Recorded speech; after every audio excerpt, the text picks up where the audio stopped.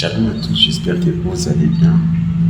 Ouais, aujourd'hui, je vais vous présenter 5 manières, 5 maîtrises que nous pouvons mettre en pratique pour ne pas avoir un amour qui ne s'évente pas. Parce que la Bible nous montre dans 1 Corinthiens, car l'amour véritable ne s'évente pas.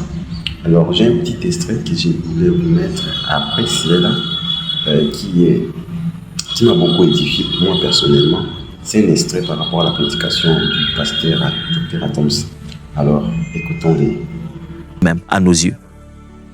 Voici 5 choses à faire aujourd'hui et durant toute cette semaine et à partir de maintenant qui peuvent t'aider à éliminer ce côté farfaron, ce côté vantard pour que ton amour reste authentique. 5 manières pratiques de le vivre personnellement aujourd'hui. 1. Parle 20% moins de toi dans une conversation. Fais ceci. Quand tu parles avec les gens, commence à calculer un taux. Tu dis, on parle, je vais diminuer le nombre de fois où je parle de moi, où je me mets en avant.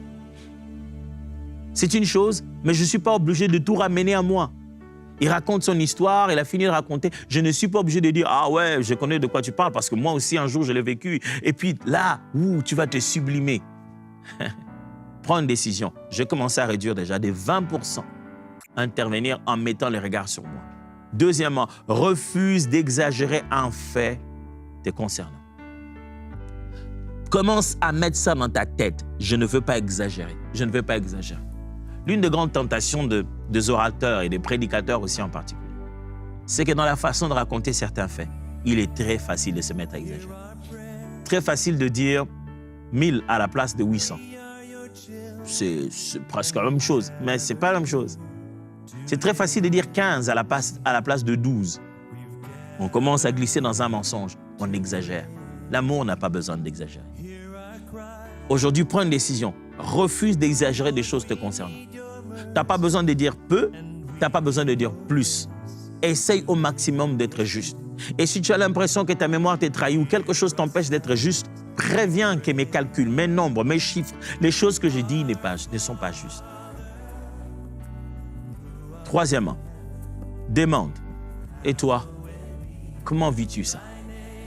Apprends à tourner les choses dans le sens des autres. Mets ça dans ton langage. Quand quelqu'un te parle, on est devant une situation, ne commence pas d'abord à dire comment toi tu vis ça. Pose la question aux autres. Toi, comment vis-tu cela? Essaye de recevoir, ne viens pas donner. Essaye de voir les autres être grands, sublimes, fantastiques. Ne va pas toi te vendre et te sublimer auprès des autres. 4. Remercie ceux qui t'ont aidé à réussir. Ça t'empêche de te vanter. Quand tu sais que derrière tout ça, je n'étais pas seul. Je n'ai pas tout fait par mes efforts. Quelqu'un m'a aidé. Va remercier les gens qui sont sur le parcours de ta réussite. Prends chaque fois l'habitude, pas une fois après 7 ans.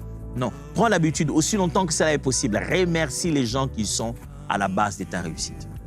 5. Rends gloire à Dieu pour chaque réussite, à haute voix. Ça t'empêche de te vanter. Il faut que ta bouche entende.